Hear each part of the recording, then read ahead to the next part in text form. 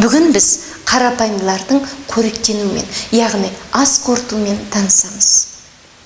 Қарапайымдылардың денесі бір ғана жасушадан тұрғанмен, оған бүкіл тіршілік қасиеттері тән. Тіршілік қасиеттерінің біреуі ол қоректену. Бір жасушалар немесе қарапайымдылар дайын органикалық заттармен қоректенеді.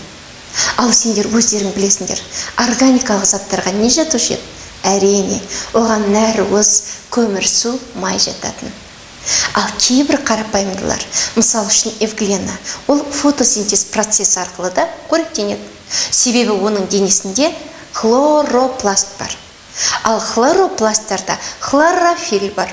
Сондықтан оларда фотосинтез процесі жүреді. Кейде жарығы жоқ жерде эвгленаның жасыл түсі жойылады.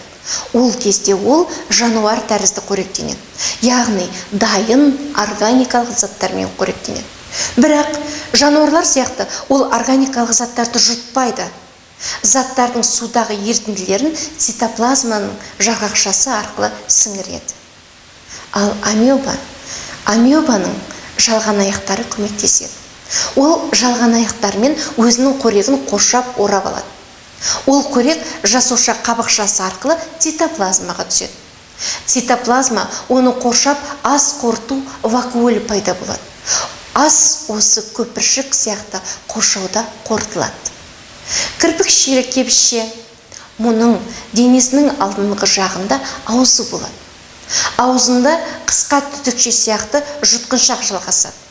Кебісшенің аузы жасушаның жарғақша қабықшасының ішке ойысуынан пайда болады. Осы ойық арқылы қорек жасушаға тез өтеді. Сондықтан оны жасушалық ауыз деп те атайды. Ауыз төңірегінде кірпікшелер үнемі қозғалыста болады. Себебі судың ағыны ол қозғалысты туғызады. Ағынмен түскен қорек ауызға өтеді. Ауыздан жұтқыншақтан цитоплазмаға өтеді. Цитоплазмада ас қорыту сөлі бөлініп, қоректі қоршайды. Көпіршік түріндегі ас қорыту вакуолі пайда болады да, ас сол жерде қорытылады.